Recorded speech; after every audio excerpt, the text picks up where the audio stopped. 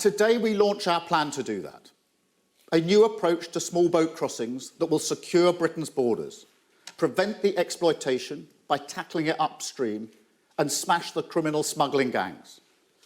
And as the first step in this plan, a new manifesto commitment. We will set up a new command with new powers, new resources, and a new way of doing things. Border Security Command. Now, this is about leveraging the power and potential of dynamic government based on a counter-terrorism approach which we know works. An end to the fragmentation between policing, the border force, and our intelligence agencies. A collecting of the standards. So the border protection becomes an elite force, not a Cinderella service. An essential frontline defence that communities like this can depend on. To do all that, Border Security Command will bring together hundreds of specialist investigators, the best of the best, from the National Crime Agency, the Border Force, Immigration Enforcement, the Crown Prosecution Service, and yes, MI5. All working to a single mission, all freed from the cloying bureaucracy that so often prevents collaboration between different institutions. Now, I've seen this firsthand at the Crown Prosecution Service many times. Good ambition is never enough on its own. But I've seen how with determination, with leadership, with single-minded focus, agencies can work together and deliver results. And not just within one country either. We can cooperate across borders, and that's not some kind of weakness. It's absolutely essential. These criminals do not respect national borders.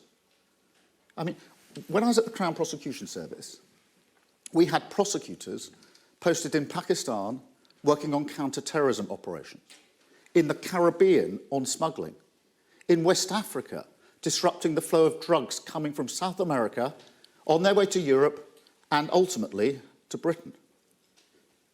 And these operations are not easy. Just think about conducting a raid. I've been through this so many times, seen it in real time. If you've pooled all the intelligence in one place, if you've spent weeks, months, years mapping out the patterns of criminal activity, bringing in prosecutors to help assess the vital evidence, then you cannot have your raid in London going off a single minute earlier or later than the coordinating raid in Paris. So yes, we need more cooperation on illegal migration. We need a new partnership with Europol. We need access to real-time intelligence sharing networks that are so crucial to our security, and which the government so casually threw away as part of its botched Brexit deal. And that's why I've already been to The Hague with Yvette to start pushing for a new security pact with our European partners. But look, it is also my firm belief, based on years of experience in this area, that we also need new and stronger powers to bring these vile criminals to justice. Now, in some areas of criminal activity, and counter-terrorism is the most obvious, we have made the decision that the crime justifies tougher measures. And make no mistake, we have reached that moment with illegal migration.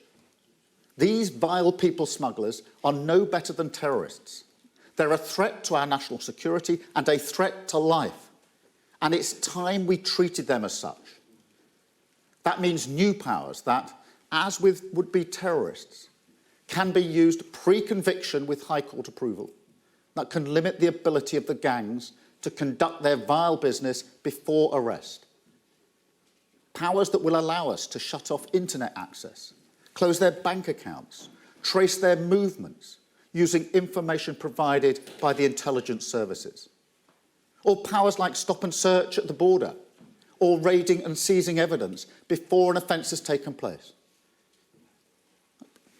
Let me explain why.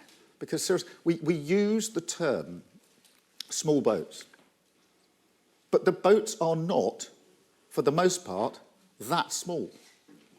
The gangs now use dinghies that are on a scale way beyond anything you would see for legitimate recreational activity. And we should be working with our European partners to seize those boats, seize material here in the UK to collect further evidence, turn over every stone, use every reasonable power. And that is my message to the smugglers. These shores will become hostile territory for you. We will find you, we will stop you, we will protect your victims. With the Border Security Command, we will secure Britain's borders.